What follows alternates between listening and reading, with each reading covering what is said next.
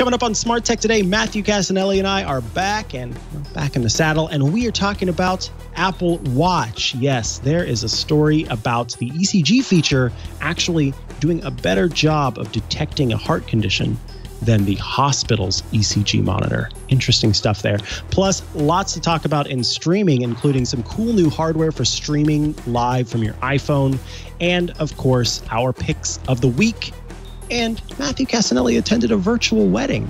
All that and so much more coming up on Smart Tech Today. Smart Tech Today is brought to you from LastPass Studios. You're focused on security, but are your employees? Well, LastPass can ensure that they are by making access and authentication seamless, whether they're working in the office or remote.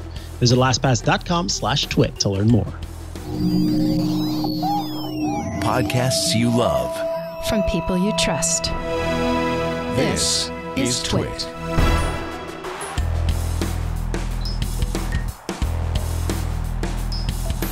This episode of Smart Tech Today is brought to you by Molecule. Molecule is reimagining the future of your health with clean air, starting with the air purifier.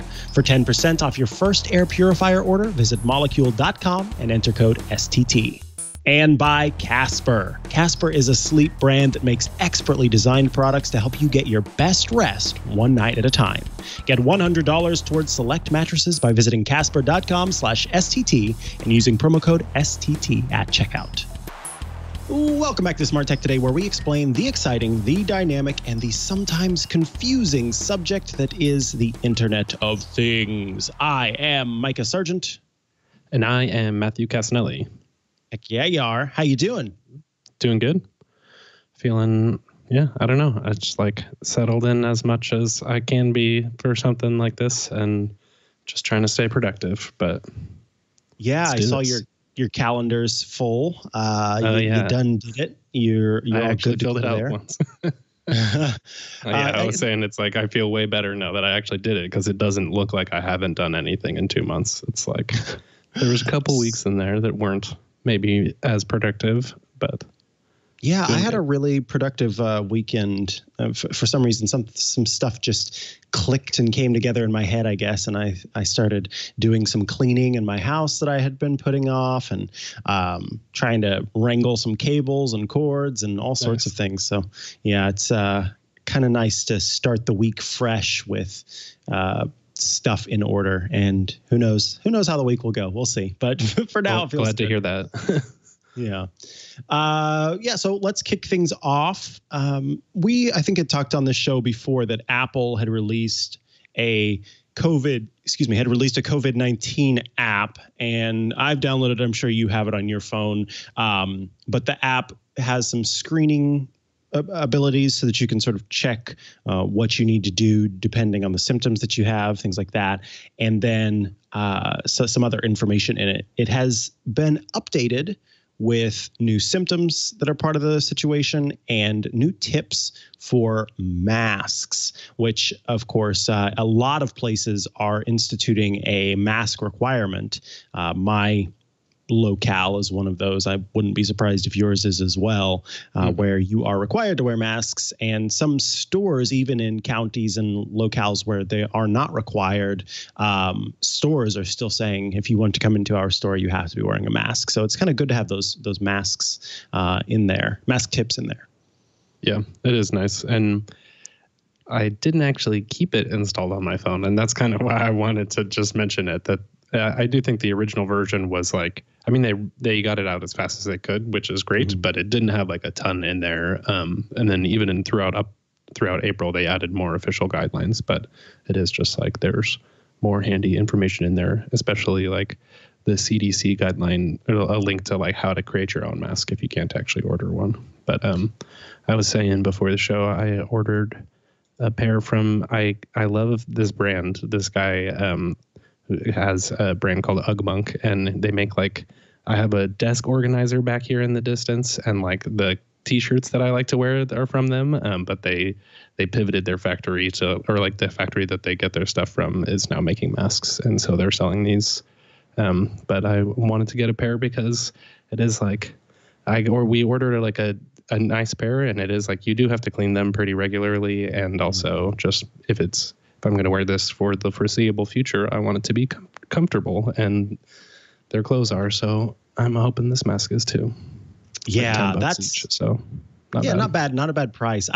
That's kind of the big thing for me is, good golly, I'm wearing an N95 mask and just your classic sort of mask you wear when you sand things, and it's just uncomfortable to wear for a long period of time. It is not fun.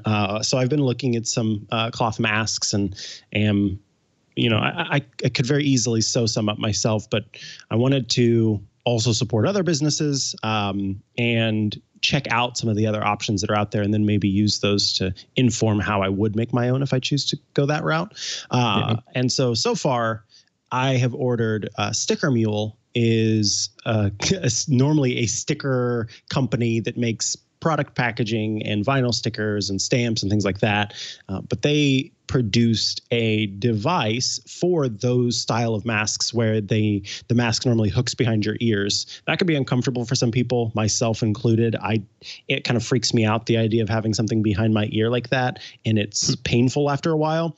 So they've made this little tab that has hooks on either side, and it goes behind your head, and then you can hook the loops onto that tab. And so that way it's not on your ears, it's hooked in the back of your head.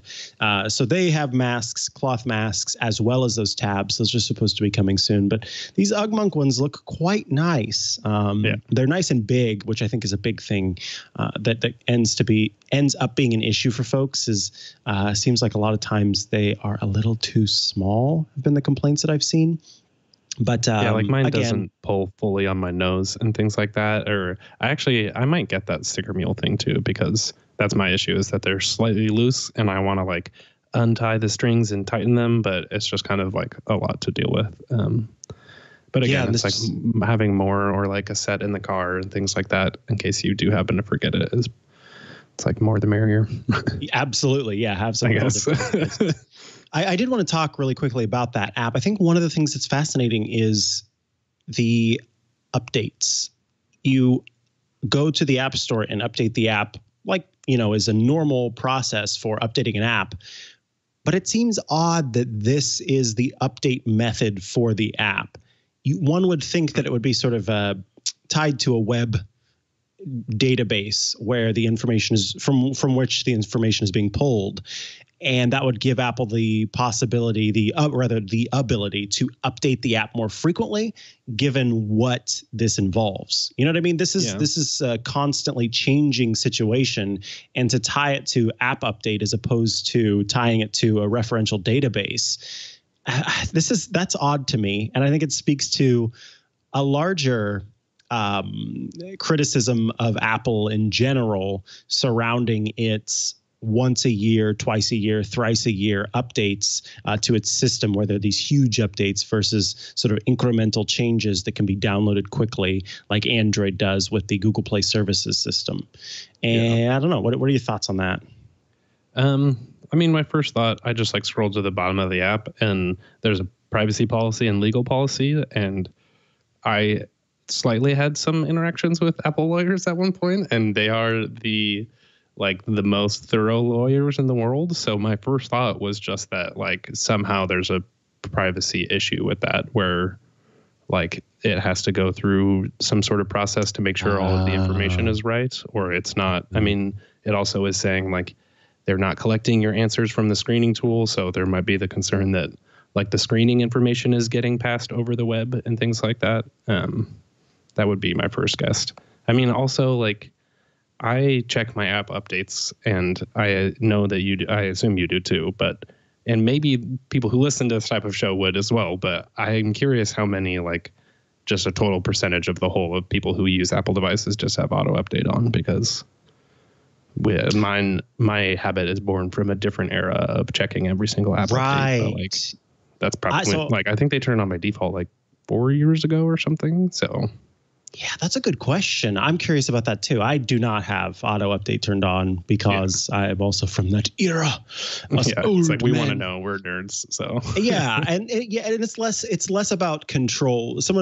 Georgia Dow is a famous example of an individual who does not update for reasons other than just being a nerd.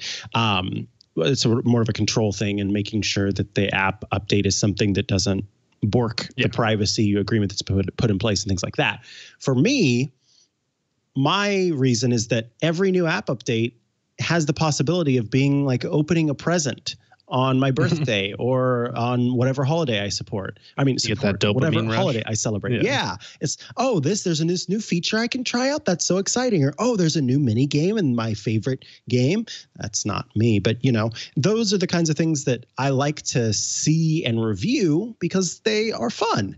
And so I would be, I'd be kind of upset if not upset, but I don't know. It's just not the same if I don't know what's new and what's not.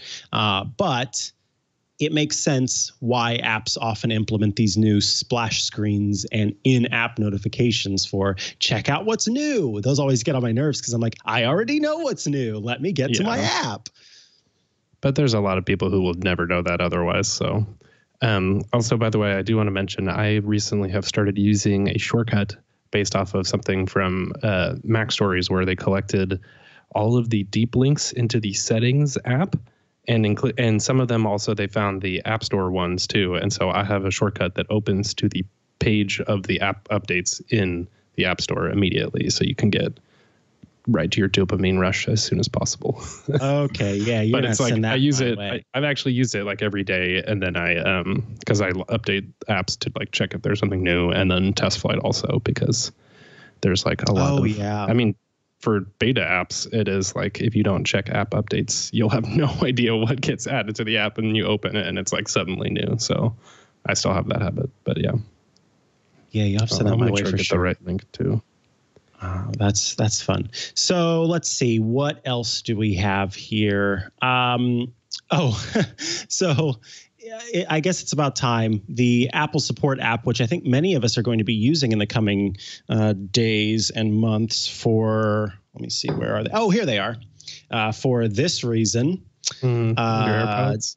Yeah. So for folks who are listening, I'm holding up my AirPods, and that is because finally it seems that more people are talking about an issue that I thought I was experiencing on my own, with no one there beside me, that I thought I was experiencing on my own, or, there's a very rare occurrence, but more and more people are coming forth with information that they are having a rattling issue or some people have described it. I've gotten both, a sort of ghostly wind issue or a crackling issue. I mean, there are all of these different terms being used to describe some different things that are happening with the microphone, the ANC, active noise cancellation microphone in their AirPods Pro. And so people are, making returns of these products because they're not working properly. And I have completely stopped using my AirPods Pro because of this issue. And I just hadn't gone into do something about it because I thought it was going to be a huge slog to make happen, but it appears to be a pretty simple process, thank goodness, to get some replacements. Although I saw that you said that you had to kind of massage the situation a little bit. Can you talk about that?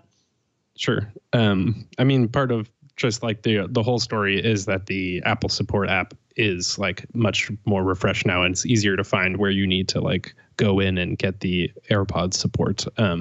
But basically I went in and then I actually chose to open it into the business chat with Apple, which is always a little bit weird because on some level at a certain point, I was like, I feel weird putting in my credit card information through an iMessage or something like that.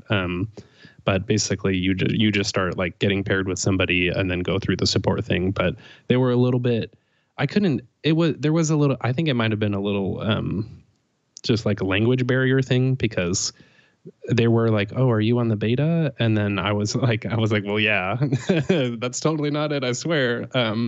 But also then I think I said like, that's not the case. And they were like, no, I'm not talking about the case. And I was like, no, brother. Oh God. But I was like, I tried it on my girlfriend's thing and it was happening too. So I just was like, no, please send them to me. I don't want to like diagnose all this. I know it's an issue. It's like, I don't know.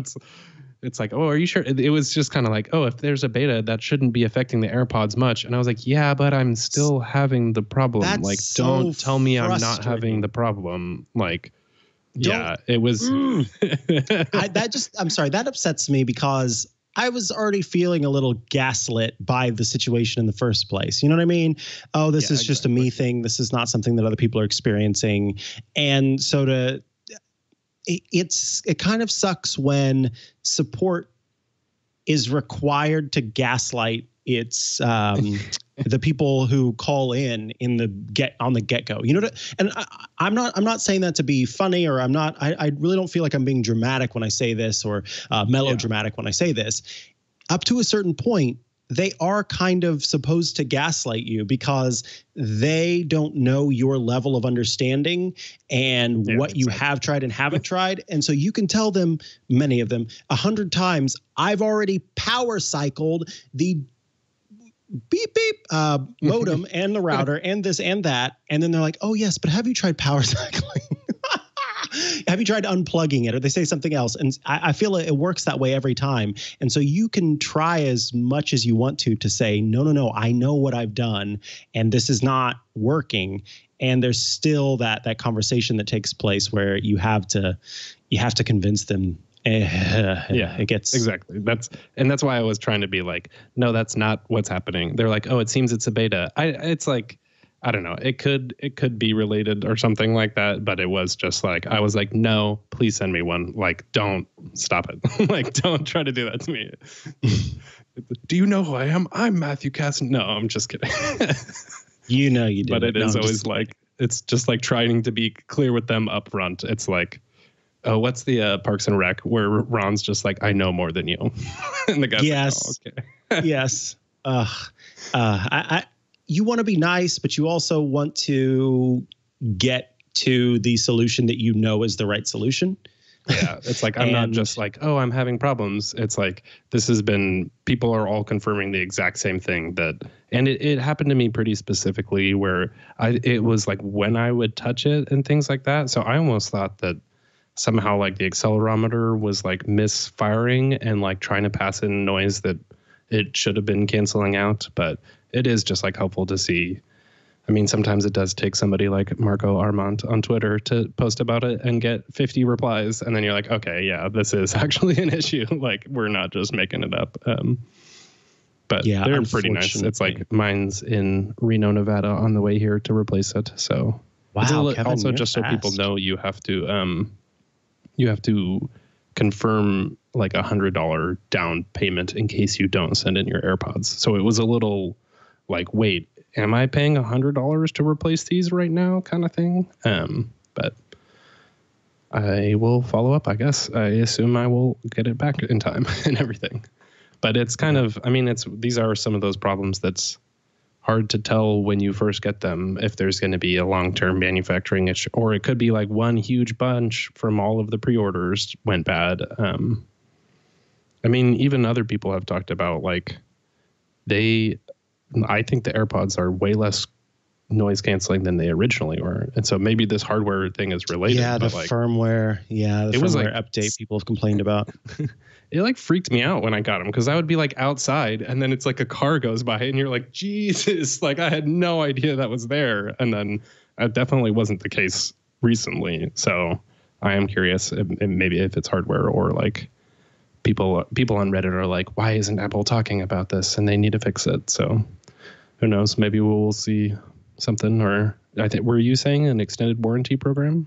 I don't remember. Somebody on Twitter. I have not said anything. No, I mean, I'd love if that was the case, but I have not said anything. No, that'd be great. Yeah, they work out. I miss them.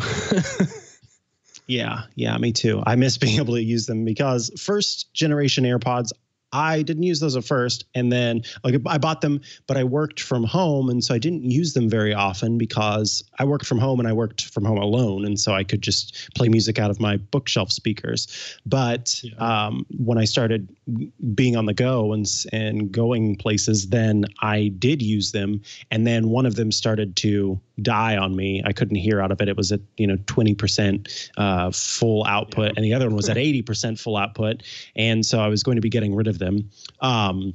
But then I upgraded to those, and I loved the AirPods Pro until they started doing that thing. And then at that point, I thought, okay, well, I I don't know. I guess because I have other headphones and stuff. And so I guess it was just not worth it to me. But seeing how simple it is and how we're clearly on the cusp. Well, I shouldn't say clearly, but I wouldn't be surprised if we're on the cusp of some sort of return program or something like that. That would be good.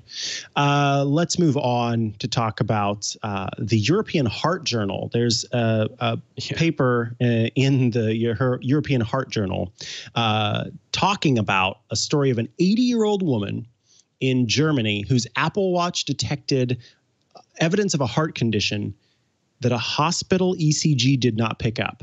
Let me like dive into this for a second, because I can remember when the ECG feature on the Apple Watch was first announced, and some of us, myself included, were quite excited about the fact that we would have an ECG on our wrist. Mine, for personal reasons, I was hospitalized on a few occasions due to heart issues that ended up, getting figured out in the end. But given that, I wanted to have a way, because I had to wear I think it's called a Holter monitor for a period of time, and I had to have my heart checked and blah, blah, blah. So having an ECG on my wrist was something that made me excited and happy and feel more safe. And one of the things that, people put forth was the idea that we have to be careful about espousing the wonderfulness of this product, because it's a single lead ECG, which is not the same as a 5-lead ECG, which is the Holter monitor, and the many more lead ECGs that you get in the hospital, that it wouldn't be as accurate, that it wouldn't provide this, that it wouldn't be that, there wouldn't be a diagnostic tool in this way or that way, et cetera, et cetera, et cetera. And I can remember sort of poo-poo after poo-poo after poo-poo of folks kind of coming along and saying, stop being so excited about this. And so I would always go forth and say, let me be clear about how, we have to keep in mind that this, and give a long preamble before I went into it, and hedge the conversation. Now, with that said, data and anecdotal evidence are not the same thing. And this is simply an anecdote, but it is still a really fascinating story that a hospital ECG, which is, said to be so much more accurate, it's 12-lead ECG, did not show evidence of ischemia, but the Apple Watch was able to, the Apple Watch's ECG tests that she took to her doctor showed the evidence of this ischemia. That's really interesting. And in fact, the patient was treated with what it shows a coronary artery stenting and left the hospital the next day. So, a person's life was saved where a hospital test did not accurately show the condition that the patient had. And luckily, the patient said, I'm still kind of got a concern, and showed the chart and the data that was able to keep track of her information over a longer period of time, because she had it on her wrist versus this one-time test at the hospital. I think it's fantastic. Yeah, exactly. And it is like, I think one major thing is that it's very concerning to put out there that it can do this if it can't fully. So I think that's one reason it might be able to do this kind of thing, but not with 99% accuracy or whatever, or to market it as a feature, but it still has the data. I was just trying to find, maybe I'll grab it afterwards, but I did see it's more and more doctors are using heart data from the Apple Watch, because it is you can't go to the doctor right now. So if you can send them their information and your ECG digitally, they can read things there. But that is cool that it's there's even more to glean from it than what we currently have. And so that is what's interesting, is in the future, maybe the software gets good enough that they could enable it back for devices that don't even have it yet. Yeah, that is pretty awesome. Let's take a quick break before we come back with some more news. I want to tell you folks about Molecule, who are bringing you this episode of Smart Tech Today. Molecule now offers its breakthrough Pico technology across a range of products as opposed to just the one product, providing a solution for the entire home when it comes to air purification. Whether you need the Molecule Air for large rooms or the Molecule Air Mini for smaller rooms, you can choose the unit that's best suited for your space, or create a bundle to provide an air purification solution for your entire home. Now, let's talk about this technology, because there have been conversations about Molecule and about what Molecule does and doesn't do. And we have to talk about a special and unique feature to Molecule, and that's the PICO technology. PICO stands for photoelectrochemical oxidation, and it's a technology that destroys VOCs, that's volatile organic compounds, including bacteria, mold, viruses, and allergens. You out there may be aware and may even use, including me, I have one in my home, HEPA filters. HEPA filters are those little ribbed filters that collect different compounds in the air and trap them in the system. Now, here's the thing about HEPA filters. Looking a little long in the tooth, they have been updated in 70 years. In fact, they were invented back in World War II and have pretty much remained the same since then. Molecule's filtration system doesn't just collect pollutants on antiquated filters, it destroys them on a molecular level. Traditional filters collect larger pollutants, but smaller ones can still slip right through.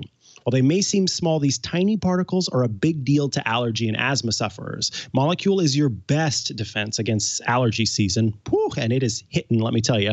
You're creating truly clean air, combating allergy season by destroying allergens in any room in your home. Breathing clean air can help you sleep, of course. If you place your Molecule air purifier next to your bed, it cleans the air you're breathing. And customers have even reported feeling energized after getting the best night of sleep they've had in years. Allergies and breathing issues can be triggered by allergens like dust and pollen and pet dander and other pollutants commonly found in indoor air. Now, Molecule, it's been tested, it's been vetted, and it's been proven. Molecule's PICO technology and filtration systems have been tested and verified by third-party laboratories like the University of Minnesota Particle Calibration Laboratory and Intertek, so you know you can trust them. Get Molecule Air for large rooms or the Molecule Air Mini for smaller rooms, or bundle to cover your entire house. So you have got to check it out. Of course, we have Molecule Air and Molecule Air Mini in the studio, and during the fires in Northern California, turning those bad boys on and running them, that was a fantastic experience because it cleaned the air up for us and helped us continue to breathe well despite what was going on. Now, for 10% off your first air purifier order, visit molecule.com and enter the code STT at checkout. That's MOLEKULE.com and enter the code STT at checkout. Thanks so much to Molecule for sponsoring this week's episode of Smart Tech Today. All righty. Now, some of you may already know this because your boss has sent you an email saying, hey, Google Meet, it's time to Google Meet, or maybe a friend or somebody else. But if you don't know, Google Meet, which was originally Google's business platform for video conferencing, a sort of Skype for business for Google or Zoom for Google, is now free and available to everyone. You don't need to have a G Suites account in order to use Google Meet. You out there can take advantage of it. And in fact, when I go to my mail.google.com account, in the bottom left corner on my browser, there's a tab that says Meet, and then there's a big old blue rectangle next to it that says New, and then it shows Start a Meeting or Join a Meeting. So if I started a meeting and shared the link here, then we could all join in together, but then my internet would probably cut out, so we're not going to do that. But if you're looking for a different platform to use for video conferencing, Google Meet is an option for you. I've used Google Meet, and I don't know if it's just because Google has such a heavy footprint across the globe that so many people are Google users or what, but I have found it to be amongst the most laggy video conferencing platforms. It seems that it slows people down. my internet connection and it do not get along, or it makes the video quality super, super, super, super, super low. I don't know. It doesn't. I've not been impressed with Google Meet personally, but I suppose if you're looking for, again, a platform aside from Zoom or I guess Skype, then Google Meet is an option for you.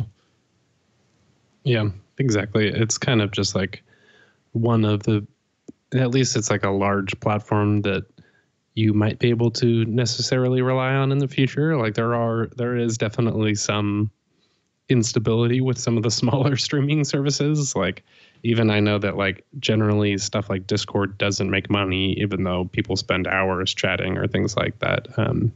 But it is just kind of interesting to be able to join all of these a lot more freely than in the past. There's also a detail in here too that you can now get G Suite Essentials with Meet and Google Drive, but not Gmail, which is kind of interesting. Like they're making the Hangouts ability and like file services possible without actually having a Gmail account, which is kind of like you're still buying into the whole system. And I mean, I guess I was just going to say my bias is towards just having a Gmail account by default. So I would assume that if you didn't have one, that you didn't want to use Google services at all. But I guess they have it all available. But also, one of the reasons I want to mention this is because it is just like confusing sometimes that this isn't Hangouts, and Hangouts is not dead yet, but will be eventually, because they're all like, it was just, that terminology was always fairly casual for a business environment. So now it's meetings and everything. But yeah, in case you are confused, Hangouts does technically exist, but it's going away soon. Yeah. So let's see. Yeah, Google Hangouts was a great platform that when I worked at Mobile Nations, we used it for the iMore Show for a long time. It was our way to do the iMore Show podcast online. And you sort of used YouTube with Google Hangouts and the two combined, and then that went away. And so they had to come up with a new platform, a new system, unfortunately. So I'm kind of, I don't know, Google Meet, interesting, and kind of crummy so far. Tell me about this hardware plus app system for iPhone that can make your live stream better. Yes, this is the Roland Go Live Cast. I guess that's the name. Not that great. But it's kind of a simple way to go live from your phone and plug in high quality audio without needing a whole computer setup. I actually saw this at CES, and that was one of the reasons I noticed it, because I was like, I mean, in general, having dedicated hardware for live streaming is usually recommended over perhaps using your phone speakers or headphones or something like that. So this just does give you kind of like a dedicated piece of hardware that you can go live for using, but also it doesn't have to be like sitting at your computer. I need to contact these people because I did want to. This is like neat. I have an electric drum kit, and I don't want to like bring my computer to stream with that, but I could use it to like have as the main source while I do streams like that. So it's pretty neat. It's $250, which is still a little bit pricey, but for live streaming hardware, usually you get what you pay for. Like it is, I've been lately trying to do live streams where I like record my side and the other person's side and other footage, and I'm pretty quickly hitting the ceiling of what one computer can do. I was asking for advice on Twitter, and somebody was like, I like to record all of the frames when I do this, because when you're trying to record multiple sources, it just starts to drop, and then you like don't actually then your final footage is also juddery and things like that, not just like something getting lost in the stream because of connection. So hardware like this does seem like it's super powerful for making like a solid experience from wherever you want. And it's cool too, because it's just like streaming from your phone is probably what is like the best solution for most people. Like I've spent a long time trying to set up a live streaming setup, and even then it's like barely functioning. I'd say. I mean, I have it going, but it's still like messing with all the latency and things like that is not fun. So being able to buy one product and then immediately go from there is very nice. Yeah, I'm kind of just ogling this to the max. This is really cool. And the fact that it's got XLR on the side, so you can use a high quality microphone. It's got buttons for sound effects and muting, and it's a whole little studio right there on the device. Gain controls and everything. This is really neat. Yeah, cool. And you can connect your phone right there and use it. And with the cameras on the new iPads, you've got a higher quality camera now built in directly into your iPad, so you could have that large display and that as well. Cool. So that is the Roland Go Live Livecast. Woo. Yeah. Okay.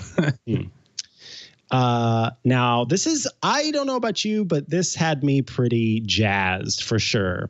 Amazon has decided to make all of its Food Network content free on its devices. So that means the Echo, the Fire tablet, oh dear, I forgot I've got a device in here that's triggered by ECG.On, but not anymore. It's muted now. Thousands of hours of free on-demand cooking shows and classes.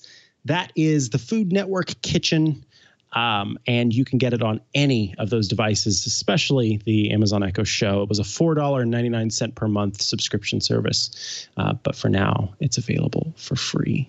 That's awesome. Have you checked it out yet? I have not, but only because I was instead watching the Barefoot Contessa YouTube videos, and I just saw this today. But it's Ina Gerton, I think is her name. I can't remember it off the fly. Yeah, but that was like we were watching some videos last night, and I was like, oh man, so I'll be signing up for this and getting into it, which is good. I did make mac and cheese over the weekend, and I've never made like the sauce separate from the cheese, and it was very, very good, I will say. We were both like, oh my God. And then I had it for lunch as like leftovers, and I was like, I'm just happy. Like that's all it is. So this is a nice. I do. By the way, folks, to enable this edition, you go to the TV and video section within the settings menu of your Alexa app. So you tap the hamburger button, you tap settings, you tap TV and video, and then I assume you look for, so I'm looking for Food Network Kitchen, and I tap plus, and nice. It has been added. So there we go. That was a simple process. And look, there's logins for all the different. I know it's kind of hard to see. I'm going to be moving my desk soon, but it's got your login with Facebook button, your login with Apple button. Actually, I think it's called Continue with Apple. Login with Amazon, etc. So that makes it very easy to log in. I think I'll use the Amazon button because that's where it comes from. All right, time to talk about the smart home. And this is something that I've been thinking about myself, Matthew. If you want to go all out, you can get Philips Hue outdoor lighting for quite a pretty penny. But what if you want to get outdoor lighting that you enjoy, that looks good, and you want to do it on a budget?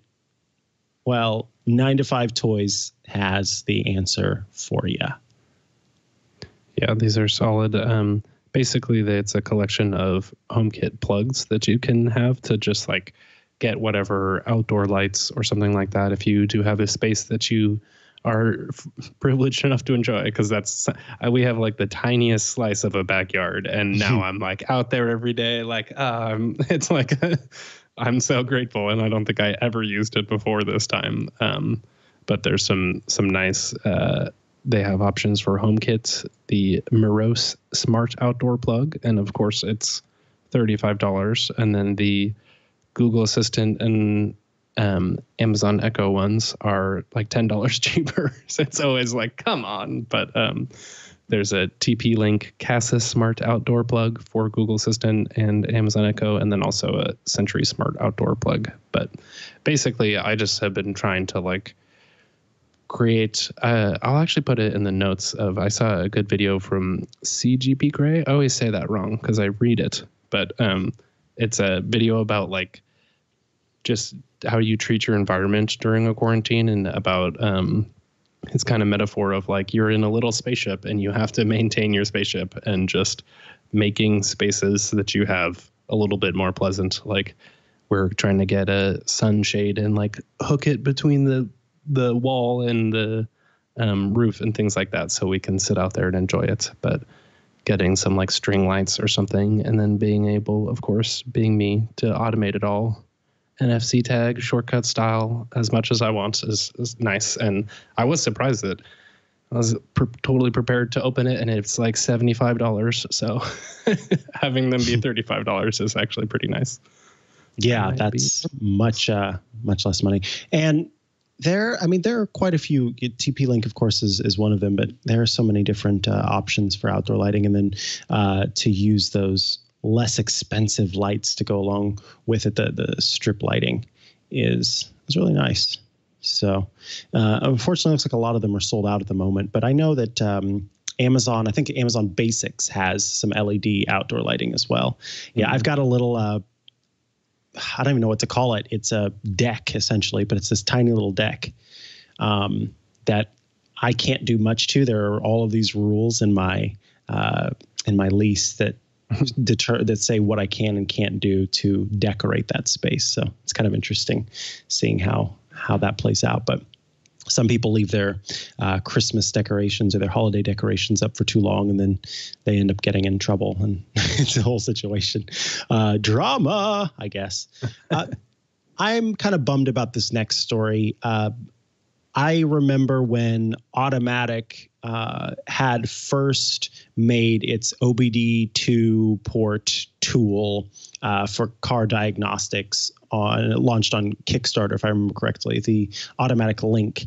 And what it would do is it lets you determine what those weird error codes and those check engine lights and all that kind of stuff, what it had to do, what they meant, and what you could do about it. It also came with some, as they got updates, it came with the possibility to track your trips and fuel economy, and as much information as they possibly could get out of the OBD2 port, they made use of. Unfortunately, the company is closing down. It's going to be shutting down, and it is due to COVID-19. And unfortunately, it also means that the app and the devices themselves will no longer work as of May 28th at 12 p.m. Pacific time. Like they're going completely down. They're closing down. Yeah. They say recycle your devices down. It's done down. I would keep it though, because someone might end up just like with the Pebble Watch. Somebody could come along and figure out a way to continue to make the product useful. That's my hope. Yeah, exactly. They're like, people are not going to be driving as much or buying cars, especially, and leasing vehicles is I think was one of their huge markets, because they can stick them in there and track everything over time. I mean, also it is like, they pissed off a lot of people when they basically completely cut off support for their first two products that they ever made. And so a lot of people were pretty pissed. It's like, I had bought the original one and I think I even just like kind of forgot about it and never updated to the new one. And then once I saw that, it was like, not exactly like, oh, I'll go out and purchase another one. So they suffered enough that unfortunately they're going to shut down. And it is, this always messes with me, but the company that makes WordPress is named Automatic with 2 C's. And so this is totally different. Oh yeah, it's like, oh no, I have that same issue. Your car won't work with WordPress anymore, unfortunately. I hate it when that happens.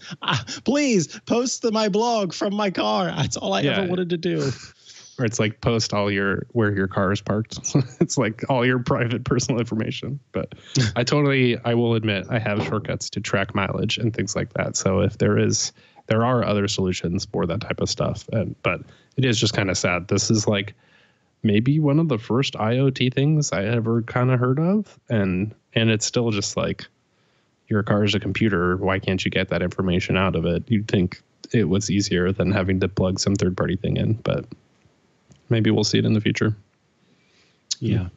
Let's, again, I wouldn't be surprised if somebody comes along and says, well, let's hack this thing and make sure that it doesn't have to be not used. I still have, there was a company that was created by some folks who they were product creators at Apple, and they left Apple and they made this backup camera that it was in a license plate frame that went around your license plate and had 2 cameras in it that were backup cameras. And it was a really high quality product with these excellent backup cameras that then it had a solar panel inside. And so it could collect energy that way and then display on your phone over a local Wi-Fi network that was tied to a dongle that you plugged into the OBD2 port. So OBD2 port, dongle, and the camera system itself, that powered by solar, the OBD2 port dongle powered by your car, Bluetooth and Wi-Fi, and then your phone served as the display for this camera. And it would have, beep, beep, beep, and all that kind of stuff that I don't know why I can't think of the term, but like backup warnings about objects being in the way. And that company closed down. And unfortunately, when that happened, their whole system kind of collapsed as well. And so I'm not able to go in and reset it so that the Wi-Fi password is different, because if the Wi-Fi password was different, then I could get into the device at least. And so it's been this whole thing where I'm keeping it. I'm not getting rid of it. I'm just going to hold on to it. And maybe one day somebody will come along and fix the system or give me some way to hack it. So I don't know. I wouldn't get rid of your Automatic just because it's going away. A strings attached home security system. This is a clever way to. Well, that's never happened before. Yeah. What kind of long-term costs could be associated with a $35 camera? The Verge has the Blink Mini review, and they're basically like, these are nice and they're low cost, but that's mostly because you end up paying for the cloud storage in a year, and it's $3 per camera, which I thought was each month also. So it's like, in theory, once you get more of them, suddenly you're paying for a lot more on the back end than you were for just like the product upfront. But I thought part of the reason I wanted to highlight this was that this is a whole review from The Verge, and it doesn't at all mention that this is an Amazon product. And I thought that was fascinating. I was quite literally looking for that mention. Yeah, I was just looking for that because I thought that I remembered that this was the product from Amazon. Exactly. Yeah, it's like we were like, this is not a Ring brand, and it's from Amazon, and maybe it's just, it happens to be an oversight, but it is just like a fascinating confirmation that even like a product review doesn't at all mention that this is made by Amazon, and it has like references to Ring and stuff like that in there, but I just thought that was fascinating. It's like, they do seem like interesting products, and low upfront cost is helpful for when you can't necessarily afford it, but we always think it's worth mentioning the hidden costs, and maybe when you don't even know who it's made by. Maybe I almost want to like tweet at them and be like, just so you know, you did mention that this is made by Amazon at all. And that's like a product review from a major tech site. You absolutely should. That's such a strange thing. I was quite literally, because in my head, I'm going, I seem to remember this was an Amazon product. So I was trying to scroll through the article to look for that word really quick, just so I could confirm it. And I didn't see Amazon.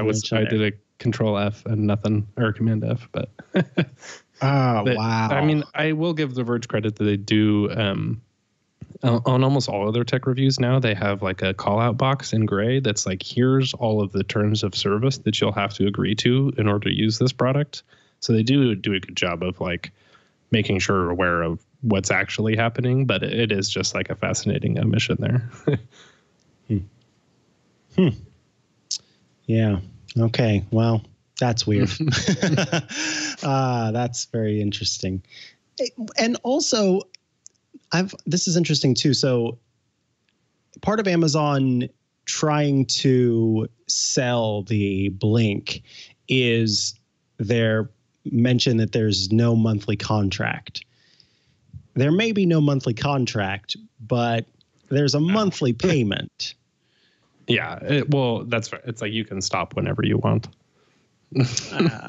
Yeah. It Marketing. seems dishonest. I used to work in it. It is technically, I didn't say that. So I'm not wrong. Yeah. Oh, golly. Well, there's that. Now, the Level Lock is a new product that's out that I put in a request to be told whenever this product was available for purchase, and I didn't end up ordering one. But the thing that makes the Level, and that's because I live in a home that has stupid door locks that can't use them anymore. If I'd still lived in my place in southern Missouri where I had a normal door, I would 1,000% have purchased one of these, because what makes this great is that it doesn't look any different from a normal lock. It is essentially an invisible smart lock. And the way that it does that is by putting the whole turning mechanism, the whole unlocking mechanism inside of the door, or inside of the lock, the deadbolt hole. I don't know why I couldn't think of that word, but the hole into which the deadbolt goes is where they've put the entire unlock mechanism. Brilliant, a beautiful, brilliant design that feels more comfortable and more familiar. One of the things that I noticed, I have an August smart lock, and I can't use it in my current home, but I used it back in the day. And one of the things that I noticed, anytime someone new came into my house, whether it was a guest or if it was, there were a couple times where I had like purchased appliances, and so the appliance delivery people would come into the home, or I had the carpets cleaned, or whomever might be coming into the home, they would shut the door, and then they wouldn't know what to do with this big honking knob on the back of the door. And for me, I knew I just took it and twisted it, and that would lock the door. But they had no idea what to do with it. They just kind of looked at it and were like, what is this thing? And that familiarity, I think, is so important. And that provides sort of a similar experience to what you're already used to. Mwah, beautiful, brilliant. I think this is great. I'm pumped about it. Yeah, these seem dope. I also, unfortunately, have doors that will not work with this type. I have like a whole... I was hoping with your old home you would. Yeah. Well, our home it's over 100 years old. So it's like the back door has like a pin. Do you have a skeleton key? Yeah. We have a big knocker on the front. So it is like that type of place. And then the ghost answers the door? These do seem good. It's like $229. So a lot of this stuff is still pricey, but I wouldn't exactly want a cheap lock on the front door of my home, just because of like being able to break in or something like that. But it is like a bunch of ex-Apple engineers, of course. So you were just saying how simple they made it. And I'm like, yeah, they have that embedded in their DNA at this point now. We make products simple and beautiful. Go ahead. I was just going to say, and not made out of aluminum, because that would be a poor material for a door lock. Yeah, I think this is a great product, and anybody who's looking for a smart lock that doesn't feel or look like a smart lock, I don't see anywhere else you'd want to go than with the Level Lock for sure. It's beautiful, and I wish that I had a reason to have one, because I think it's really cool. I remember being very excited about this from the get-go. Now there's a new firmware update for the Starling Home Hub. We've talked about the Starling Home Hub in the past. It is a way to make Nest products available to you within your HomeKit home using the the home bridge platform essentially, but it is specific. So instead of having to buy or create a Homebridge platform and then install a certain plugin for that to get Nest's stuff working with HomeKit, you can just buy the Starling Home Hub on its own, and then you can get access to different devices that are Nest on your HomeKit platform. So what are we getting in the 6.0 version of the Starling Home Hub? I think the major feature is enhanced security. So they're talking about like SSL and TLS everywhere and API authentication and all. If you don't know what that means, it sounds like gibberish, but basically it's like enhanced security so that if somebody does get into the hub itself, they can't then go and like play with all of your other devices. And also just like the new compatibility with the Eero updates that they've added recently. So pretty simple stuff, but again, just a reminder for people that if you do have a Nest and want to use it with HomeKit, there's solutions like this that are getting more and more official, or I don't know about official, but secure, and maybe a less like, here's a box you buy from someone on the internet. It's like a little more guarantee that I still would trust people like this when they're generally well received from people. It's open source technology, so it's been vetted in that way. It's part of a system that I've been using for a long time. It's a product, like I said, that was created from a product that you and I both use in our homes, Homebridge. And so through that system, this device was created. And so, and given that it's based on an open source plugin, that also adds the matter of it being, something that can be checked and tested and vetted. So yes, it's not as official as having a Nest camera that works with HomeKit, which would be great, but this is your next best thing, I would say. Alrighty. Well, before we move on to an awesome feel-good project for this week, it's sort of a project, sort of a thing that happened. We'll get to that in a moment, but first I do want to take a quick break. This episode of Smart Tech Today is brought to you by Casper, my beautiful, lovely, wonderful friends at Casper.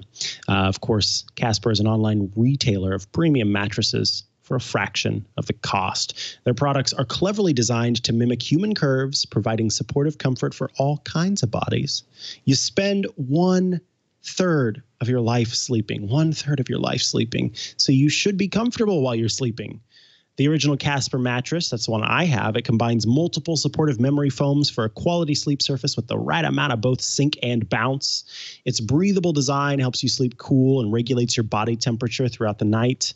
Plus, more than 20,000 reviews and an average of 4.8 stars across Casper and Amazon and Google. Now, Casper offers 3 different mattresses, aside from the original: the Wave, the Essential, and the Hybrid. The Wave features a patent-pending premium support system that mirrors the natural shape of your body. The Essential is a super simple one that has a streamlined design at a price that's not going to keep you up at night. And the Hybrid, which is the one you see Leo on there, it combines the pressure relief of the award-winning foam with durable yet gentle springs. That's right, folks. Springs are back, and in a brand new fashion. Casper also offers a wide array of other products like pillows and sheets to ensure an overall better sleep experience. Of course, I'm a big Casper fan, a Casper stan, maybe, if you will. I love this company. It has changed the way that I sleep. I've got my Casper mattress, which I've had for several years now, and I remember purchasing that and being so happy that I had made that purchase and laying on it for the first time and just, life-changing. I love my Casper mattress, my Casper sheets, my Casper box spring, my box springs, my Casper bed frame. The whole kit and caboodle is Casper, and I'm very pleased with it. Now, you out there need not worry. You can be sure of your purchase with Casper's 100-night risk-free Sleep On It trial. Casper also offers free shipping and painless returns to the U.S. and Canada, so no worries there. And go ahead and get a Casper mattress today. Again, you got 100 nights of risk-free Sleep On It time. You can save $100 towards select mattresses by visiting casper.com/STT and using the code STT at checkout. That's $100 off select mattresses by going to casper.com/STT and entering the code STT at checkout. Terms and conditions apply. Thanks so much to Casper for sponsoring this week's episode of Smart Tech Today. Now, Matthew Cassinelli, you went to a wedding. Yes. Kind of, though. Not entirely. I attended a Zoom wedding, which was a kind of a fascinating experience. Yeah, I mean, it was kind of funny. Like, I tweeted about it later, but I was basically playing Call of Duty with my friends from Sacramento and then another one from Chicago. And then I left to go to Maryland to go to a wedding. My friend Alec got married over Zoom. And to be clear, they got married in person with like one other person who was the officiant. And I didn't personally ask during the ceremony or beforehand, but I assume they were all being careful and everything. But it was fascinating to just be able to be like kind of a fly on the wall for a friend's wedding and like mostly his family and things like that. One nice thing was just that I wouldn't have gone otherwise. And so it was like even though it was obviously like not the most ideal situation, and I think they're going to have a ceremony in the future. But just like they still wanted to get married and express their love for each other. And so it was nice to be able to be a part of that, even if it was digitally. And I'm like making lunch and then like sitting there on my computer. So it was like, it was just fascinating compared to a whole, like, I don't want to say ordeal because that makes it sound bad, but just like going to a wedding and getting dressed and everything is always like a lot or like just a lot to do in general. So it was pretty fascinating. Like they did a 30-minute window ahead of it where everybody could just kind of tune in and talk. I think most people were muted by default, but that was kind of the funny part was like just seeing my friend's family and a bunch of like aunts and uncles, many who I might think have never used video chats before at all. So like I was telling you, Mikah, before that at one point, like his Aunt Tina is like, it's like, where do I look? Just like, what's happening? Like screaming into the microphone too. And Zoom on your phone too is weird because like the AirPods were connecting separate from the volume controls. So I literally like couldn't turn it down. And it was just like screaming at every person coming in. It's like, oh, is that you? And stuff like that. So that was very funny.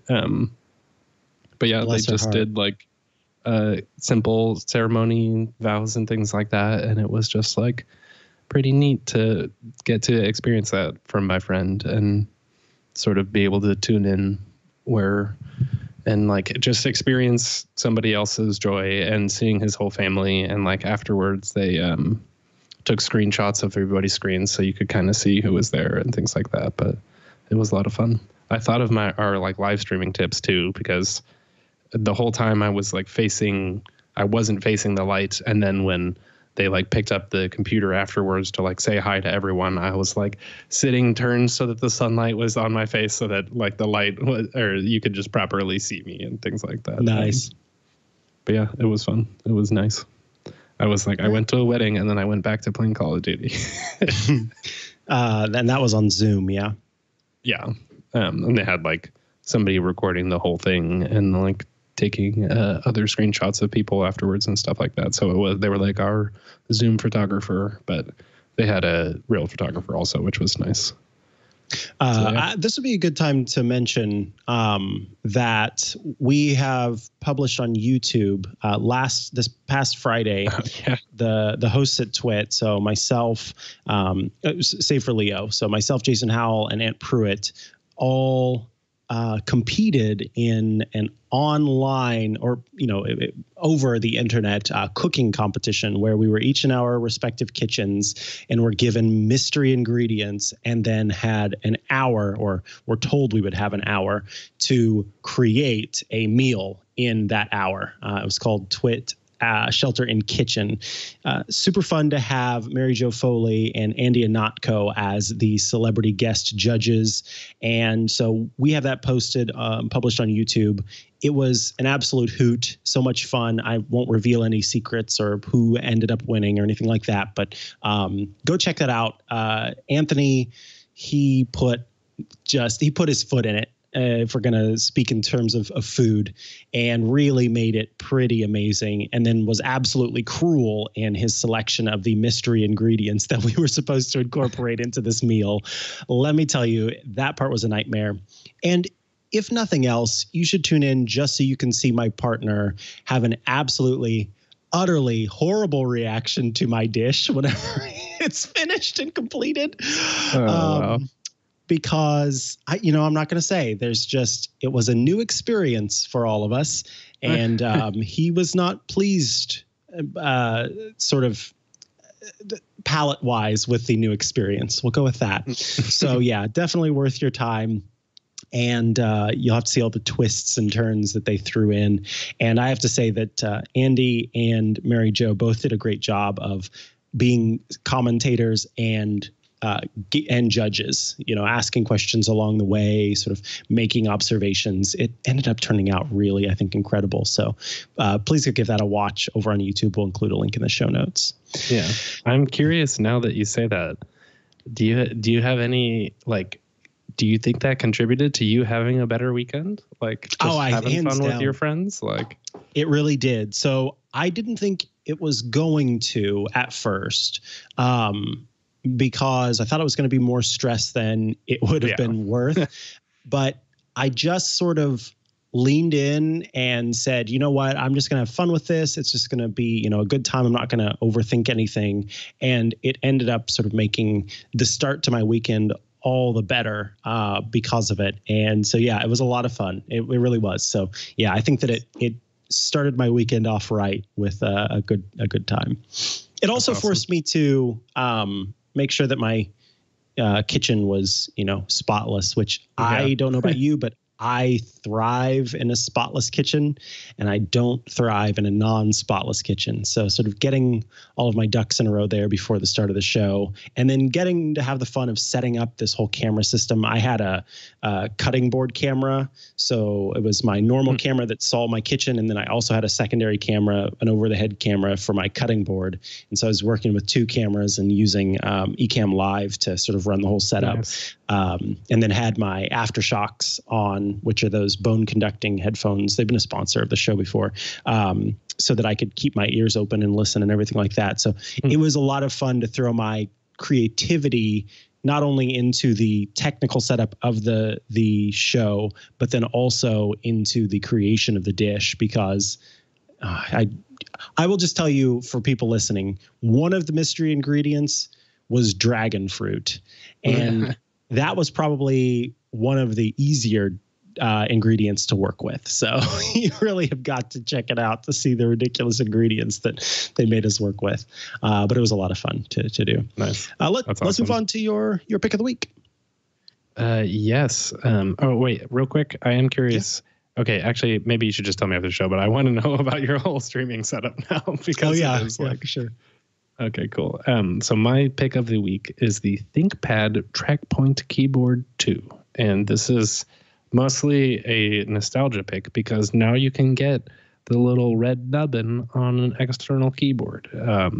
ThinkPads, I've always, to me, it's like my dad's computer, because he had one of these when he worked at Nike, and just having the little thing in the middle that you can slide your finger around and it will move the mouse was always kind of blew my mind, just that it even worked at all. But now you can get them on an external keyboard for $100. So in case you want to live your inner ThinkPad life, that is now possible externally.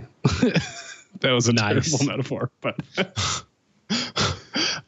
nice. No, I think this is fun. I saw some people talking about it, and it comes with both Bluetooth.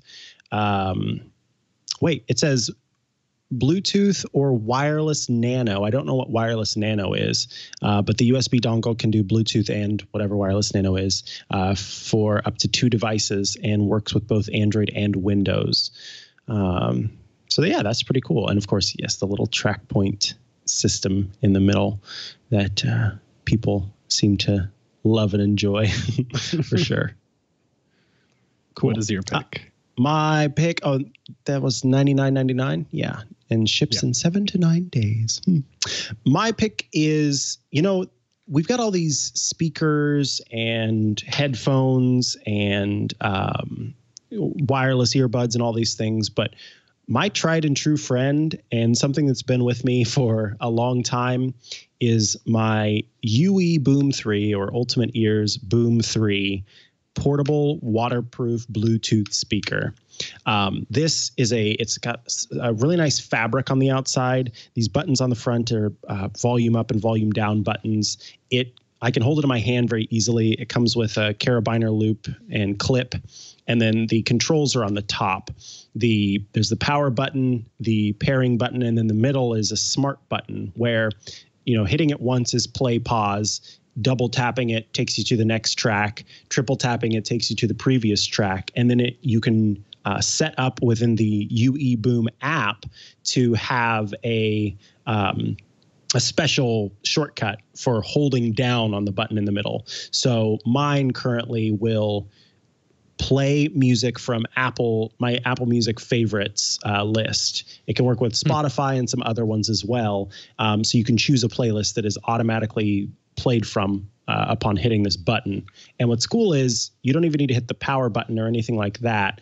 You can just hold down on the button without it being powered on, and it automatically switches to that. Wow, it's got that's pretty cool. Yeah, which is very neat. It's got inductive charging spot here, so you can buy the plate that you then set it down on. It kind of reminds me of most people's electric toothbrushes. You set it down on that little nubbin and it charges. That's kind of what this is. So that's one way to charge it, but it does have a port on the back. So by default, you can just plug in the USB micro port and charge it there. But the Bluetooth connectivity is very long distance. The battery is ridiculous.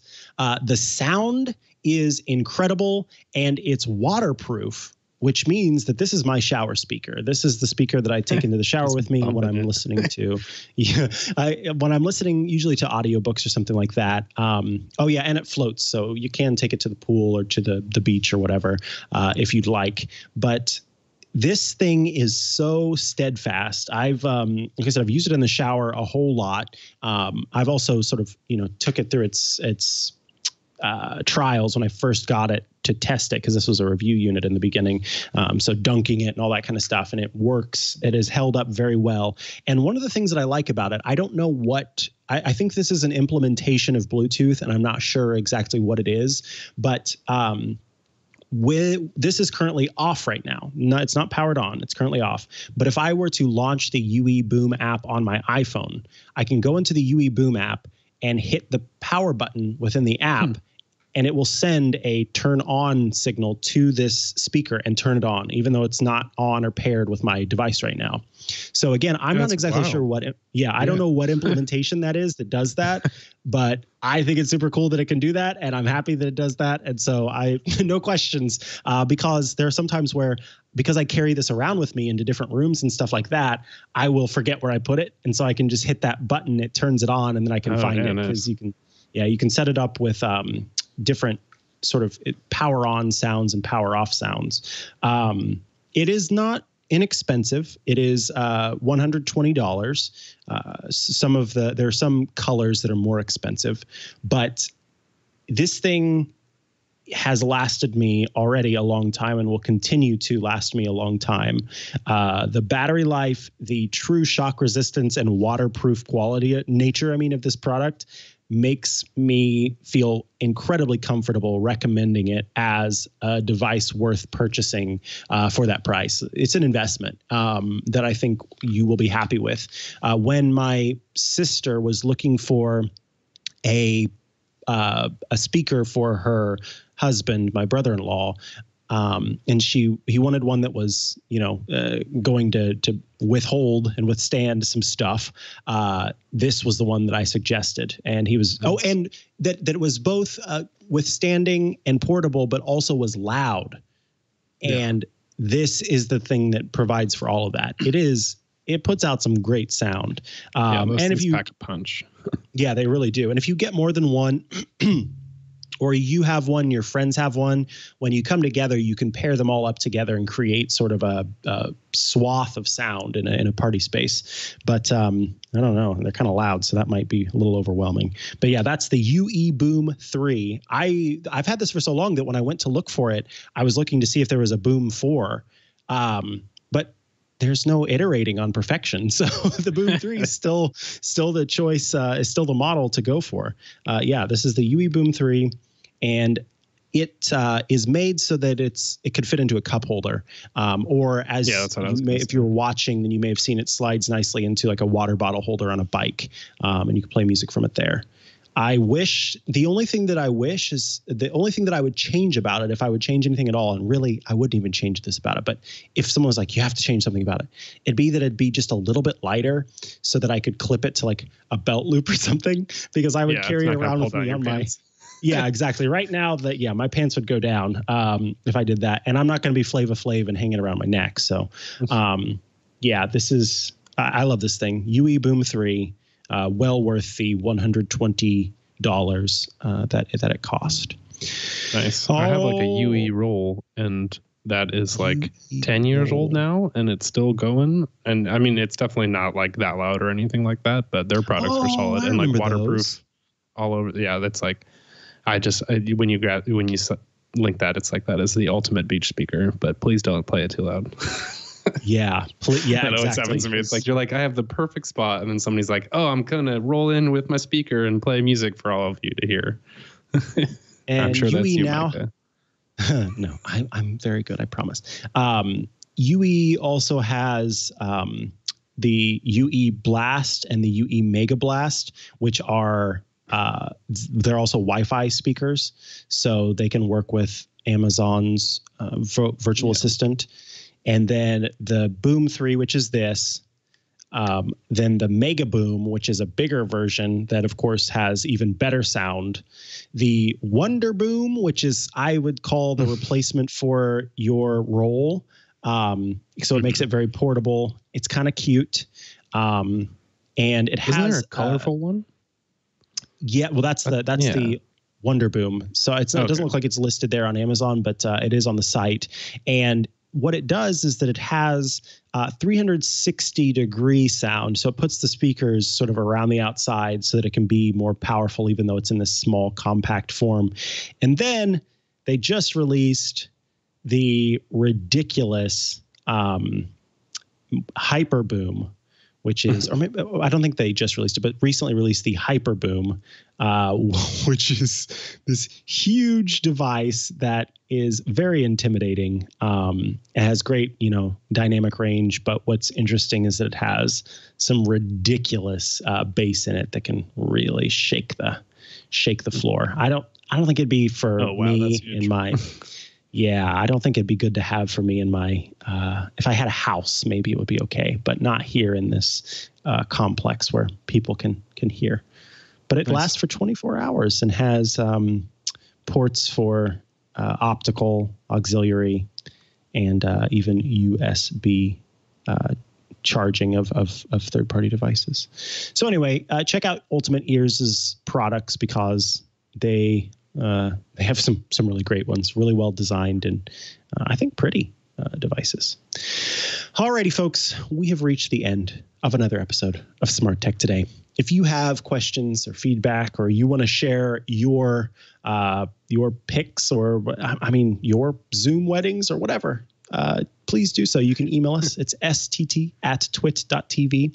Of course, you can tune in live to check out the show. We record it every Monday at 7 p.m. Eastern. That's 4 p.m. Pacific, which is 2300 UTC, which get there by going to twit.tv/live, which has the YouTube live link and the Twitch link and all the different places where we stream the show live. If you'd like to subscribe to the show, we would appreciate it. That helps us out, of course, and it's very simple to do so. You just head to twit.tv/STT, and you can see that there are links to subscribe to the show in both audio and video formats in all sorts of podcast players, and, of course, on YouTube as well. Matthew Cassinelli, if folks want to follow you online and see all the great work that you are doing and anything they want to check out there, where do they go to do that? You can follow me on Twitter at Matt Cassinelli, and then also Matthew Cassinelli on YouTube. And then on Wednesday at 4 p.m. this week, PST or PT, I am doing a live stream about the app Charty for iOS, which is a way to use shortcuts to like automatically generate charts, which is pretty cool. It's like there's some fancy stuff you can do with it. This is an app? Sorry, yes, this is an app called Charty? I've never heard of it. It's not out yet. Oh. Coming out tomorrow. Yeah, so I'm doing like a launch exploration thing. So it is like a little confusing to build shortcuts with it, but that is what we are here for. So yeah, going to show you. Sweet. Cool. Well, I am at Mikah Sargent on pretty much all of the social networks. So you can follow me across those different places. And of course, head to chihuahua.coffee. That's CHIHUAHUA.coffee, where there are links to the different things that I do online. All righty, folks. It's time to say goodnight to your smart assistants. Good night, everyone.